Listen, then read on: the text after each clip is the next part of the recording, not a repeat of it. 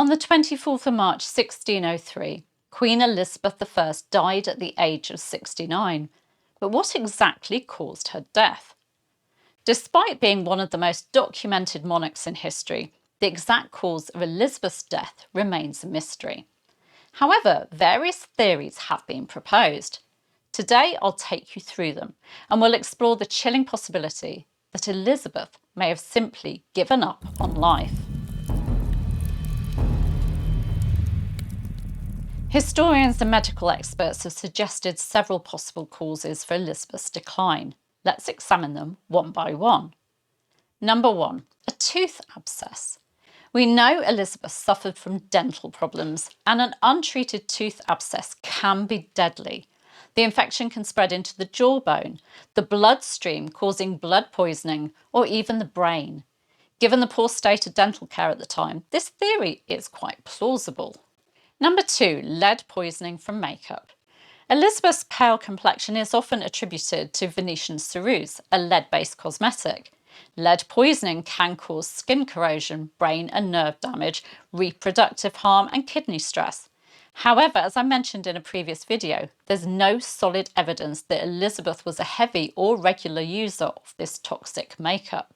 Number 3, pneumonia, a lung infection. This can be caused by bacteria, viruses, or fungi.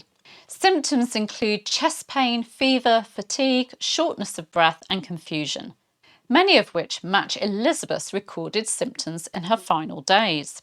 Number 4, Streptococcus, strep throat. If left untreated, strep throat can lead to serious complications, including rheumatic fever and kidney inflammation. Could a severe throat infection have led to her death? Number 5, cancer. Some historians suggest Elizabeth may have suffered from an undiagnosed cancer, but without modern medical records, this remains speculative. Fortunately, we have multiple eyewitness accounts that describe Elizabeth's last weeks in great detail. So let's look at what they tell us. Elizabeth withdrew from public life and was frequently sad and sighing. She reportedly told Robert Carey that her heart was heavy.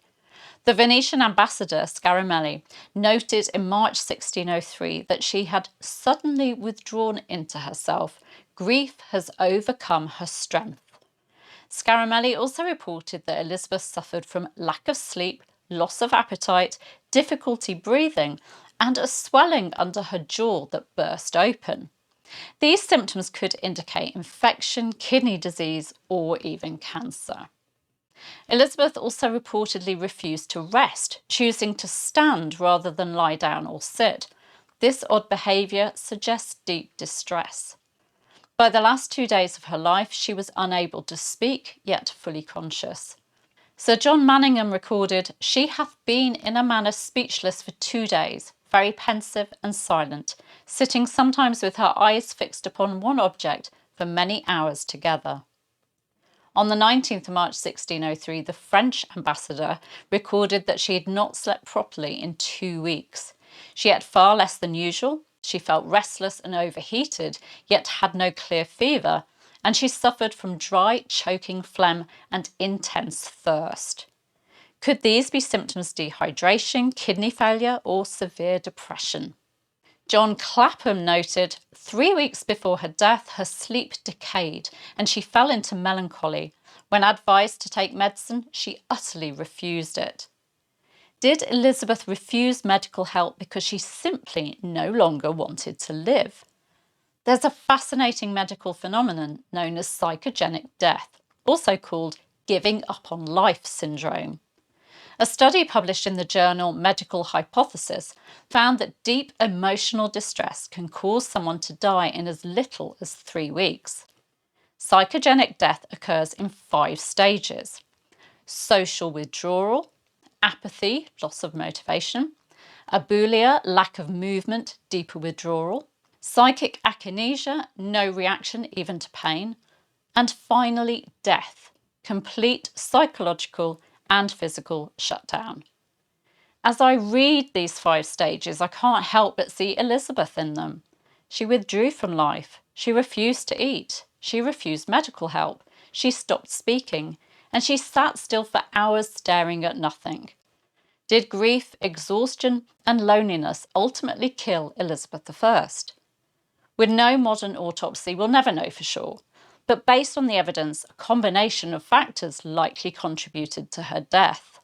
Illness, infection, cancer or pneumonia, physical exhaustion from lack of sleep and appetite, emotional despair following the death of her close friend, the Countess of Nottingham, possible psychogenic death, literally giving up on life. One thing, though, is certain.